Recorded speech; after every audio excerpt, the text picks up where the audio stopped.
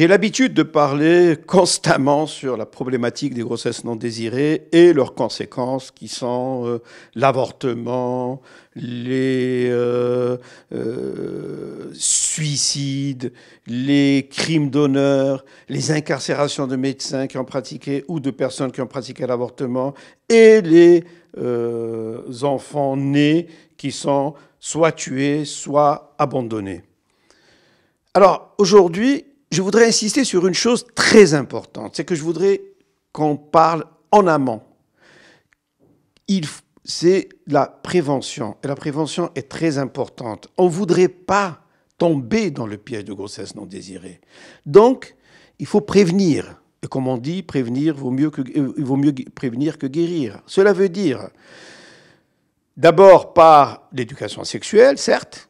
Et là, on voudrait, parce que notre association travaille sur la prévention et nous voudrions que l'éducation sexuelle soit étudiée ou soit faite au niveau des écoles et surtout au niveau des collèges ou des lycées pour sensibiliser les jeunes aux problèmes de la sexualité, mais surtout par les méthodes de contraception. Il faut que les gens connaissent les méthodes de contraception, sachant que le Maroc est vraiment un bon élève en matière de planification familiale, étant donné que tous les dispensaires, tous les centres de santé disposent d'une panoplie de méthodes de contraception et qui sont données gratuitement, même à une personne, que la personne soit célibataire ou mariée.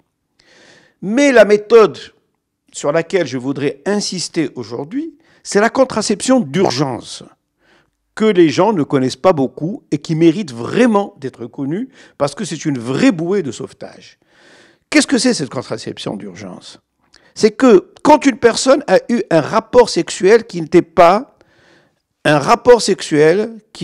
programmé, ça veut dire qu'elle a eu un rapport occasionnel alors qu'elle ne prenait pas sa pilule, ou bien qu'elle prenait la pilule, mais elle s'est rendue compte, une fois qu'elle a eu le rapport, qu'elle l'avait oublié depuis 2 ou 3 jours, ou encore une femme qui utilisait un contraceptif tel qu'un condom et qui s'est déchiré pendant le rapport, ou encore en cas de personnes qui utilisent, de couples qui utilisent le coït interrompu et que le mari ne s'est pas retiré au moment du coït, ou encore dans les cas où une personne a subi un viol, a subi de l'inceste, a subi une relation qui n'était pas programmée du tout. Alors là, il y a possibilité d'éviter une grossesse. Et comment?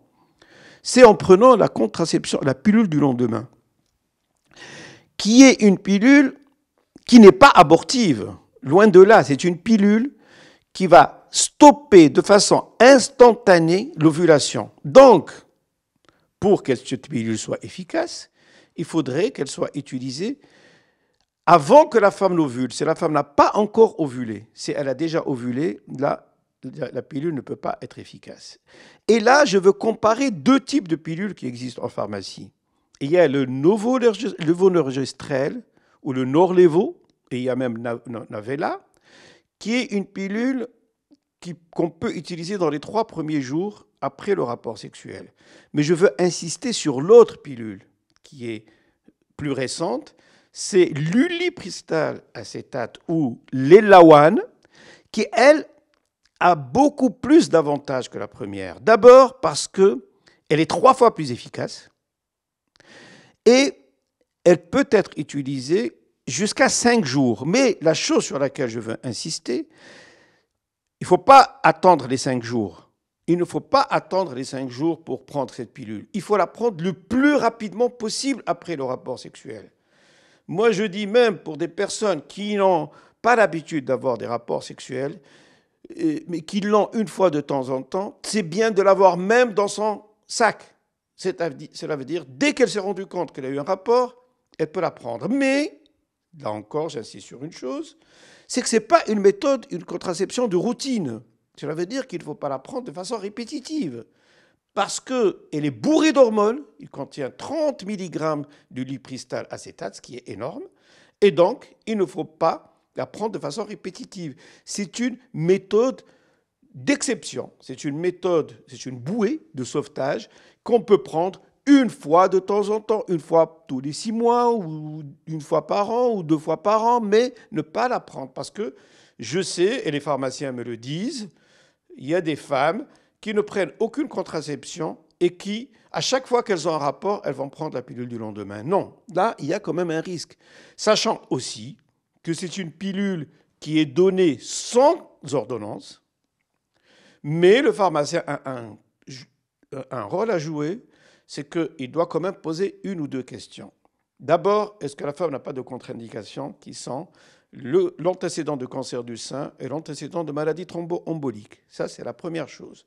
Et puis aussi, dire à la personne de la prendre le plus rapidement possible après le rapport et que l'efficacité, certes, elle est très grande si la femme n'a pas encore évolué, c'est-à-dire ovulé, c'est-à-dire elle est plus de 99% d'efficacité, mais si la femme a déjà ovulé, il y a des risques de tomber enceinte. Pour cette contraception d'urgence, je veux encore une fois faire passer 3 messages et insister sur 3 choses. La première, c'est de la prendre le plus rapidement possible après le rapport sexuel. La deuxième, c'est de ne pas se fier à 100% si la femme a déjà ovulé, il risque d'y avoir grossesse. Donc, il faut faire un test après. Et troisième chose, c'est de ne pas la prendre de façon répétitive, mais de façon occasionnelle.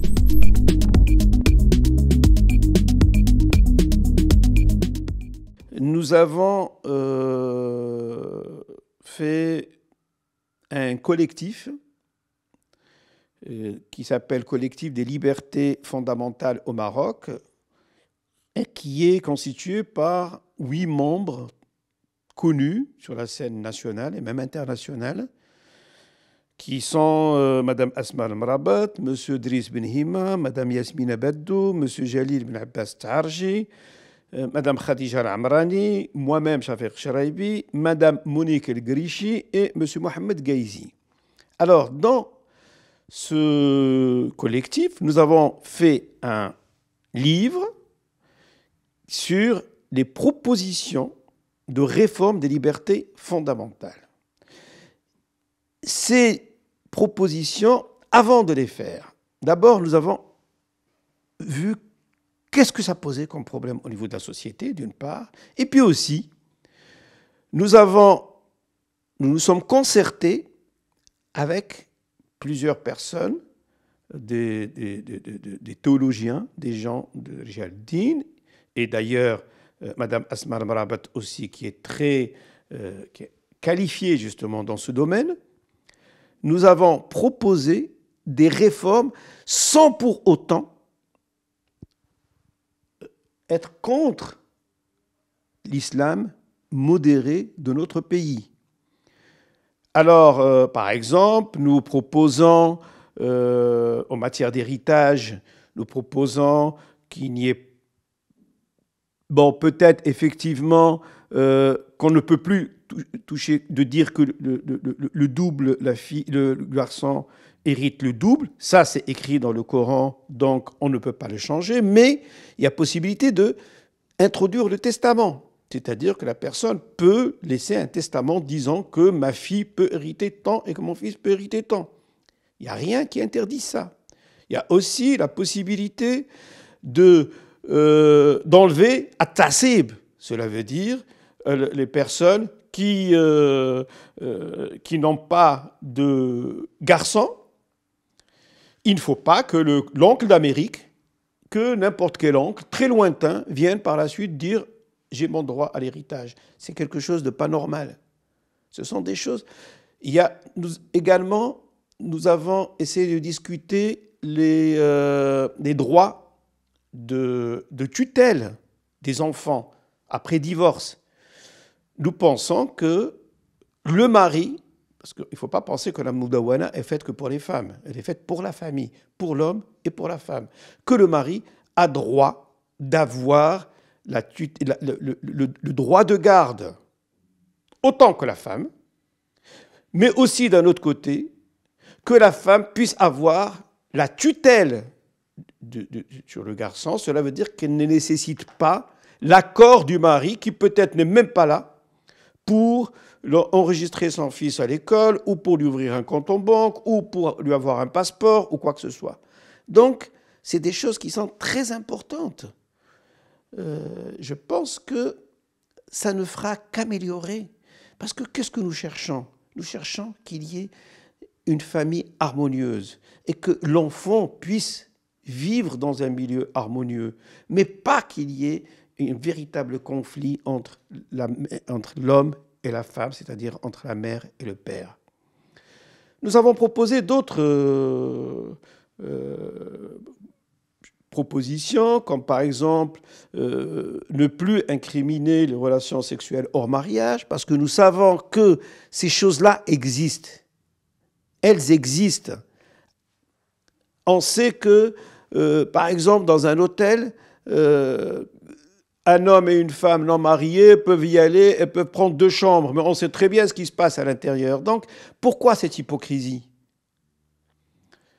Nous avons proposé aussi d'autres. Je peux vous citer tout ce qui est dans nos propositions. D'ailleurs, j'encourage à aller prendre ce livre au niveau des librairies, qui s'appelle « Liberté fondamentale au Maroc, proposition de réforme ». Et il est dans les librairies un prix dérisoire de 30 dirhams. Et voilà, nous avons essayé de parler donc d'héritage, de testament, également de mariage des mineurs, bien entendu. Le mariage des mineurs, on insiste sur le fait que le mariage des mineurs ne doit pas se faire avant 18 ans, le mariage des filles, et qu'il n'y a pas, il ne doit pas y avoir de dérogation. Parce que il était dans la Moudawana, l'ancienne Moudawana, mais le problème, c'est qu'il y a des dérogations et on marie des jeunes filles de 14-15 ans. Non. Il faut absolument que la fille ait 18 ans. Également, la polygamie. Il faut que la polygamie soit abolie, bien que la polygamie, elle ne représente peut-être que 0,5 ou 1% des mariages au Maroc. Mais il faut l'abolir. Quoi encore? Et puis aussi, nous avons fait des propositions, mais là, ce n'est pas dans la Moudawana, mais dans le code pénal, comme on a dit, les relations sexuelles en dehors du mariage, bien entendu, la question de l'avortement, très important. Nous proposons ce que j'étais en train de dire, que l'avortement doit être autorisé quand, et là je le dis et je le répète parce que j'ai aussi un livre que je pourrais vous présenter qui s'appelle le 453, c'est-à-dire l'article 453 qui est le seul article du Code pénal qui autorise l'avortement et qui dit l'avortement est autorisé lorsqu'il vise à sauvegarder la vie ou la santé de la femme. Mais là, nous demandons à ce qu'il y ait une réforme de cet article en disant que l'avortement sera autorisé quand il vise à sauvegarder la vie et la santé physique, psychologique et mentale de la femme, telle que le définit l'OMS. Voilà. Seulement ajouter ça au niveau de cet article. L'amender de cette façon. Et le problème sera résolu. Parce que qu'est-ce que nous cherchons en matière d'avortement? Nous cherchons à préserver la santé de la femme. Nous cherchons à ce que la femme qui tombe dans un piège sociétal, dans un piège de grossesse non désirée, qu'elle puisse s'en sortir dignement. Et je pense que là encore, je reviens à la question d'avortement, que si on légalisait, on aura tout à gagner. Je dis bien tout à gagner, parce que l'avortement, il sera pratiqué de toute manière. Mais en tant qu'avortement légal, on aura tout à gagner. D'abord, il se fera dans de bonnes conditions de santé. Deuxièmement, c'est-à-dire il n'entraînera pas de complications ni de mortalité. Deuxièmement, il se fera à un prix beaucoup plus bas que quand il est clandestin. Il peut même se faire au niveau des hôpitaux, même gratuitement. Parce que je le dis, les gens qui pensent que je suis pour l'avortement, loin de là. D'abord, je parle de la prévention. Et aussi, qu'est-ce que j'y gagne? Absolument rien. Moi, je suis un homme. Je ne vais pas avoir une grossesse ni tomber enceinte. Je ne pratique pas l'avortement. Je ne pratique même pas. J'étais dans un hôpital public. Maintenant, je suis à la retraite. Donc, tout ce que je cherche, c'est aider, parce que j'ai été pendant 37 ans au niveau d'un hôpital, d'un CHU, et j'ai vu les drames des femmes qui arrivaient avec des problèmes de grossesse non désirée. Et j'ai vu les drames des complications en rapport avec les avortements clandestins faits hors hôpital ou hors service hospitalier. Donc, voilà. Et si vous voulez, on a parlé aussi pour l'abolition de la peine de mort, le respect de la vie privée, voilà, le problème. En tous les cas, nous avons essayé de corriger les maux de la société, de faire des propositions pour qu'il y ait... Parce que le Maroc évolue, alhamdoulilah, il évolue très très bien. Et c'est très important que vis-à-vis du monde, nous montrions aussi que nous évoluons dans nos idées, dans nos libertés. Un étranger, vous savez, par exemple, quand on parle d'Iran ou d'Afghanistan, les gens ne veulent pas aller. Bien entendu, je ne compare pas l'Iran, l'Afghanistan au Maroc, fort heureusement. Mais ils ne veulent pas aller investir, ils ne veulent pas aller en touriste dans ces pays-là parce que c'est des pays qui sont trop stricts pour les libertés fondamentales. Et moi, je pense que le développement d'un pays dépend aussi de ces libertés fondamentales. Un investisseur viendrait investir au Maroc sachant que c'est un pays ouvert. C'est un pays où il peut se sentir à l'aise. Ou encore, un touriste viendrait au Maroc sachant que c'est un pays ouvert, où il peut se sentir à l'aise. Donc, je pense qu'on aura tout à gagner en réformant les libertés fondamentales au Maroc.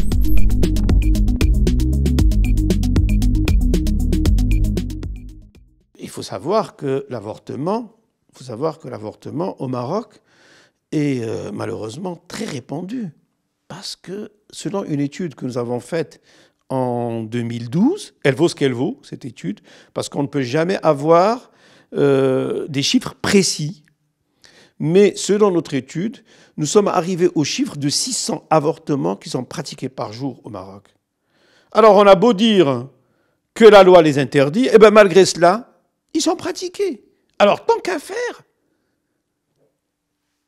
donnons le droit et de les faire dans des conditions, dans de bonnes conditions, et donnons le droit juridiquement à ce qu'il soit fait sans qu'il y ait de risque de faire ça en cachette et sans qu'il y ait de risque à ce que les médecins dont nous avons besoin dehors pour soigner des malades et pas dans des prisons. Donc, pour éviter tout cela, je pense qu'il est très important et qu'il est grand temps que l'avortement soit légalisé, ne serait-ce, et je dis très bien, ne serait-ce que dans un certain nombre de situations. Et je le dis, quand la santé de la mère, qu'elle soit physique, psychologique ou sociale, est menacée.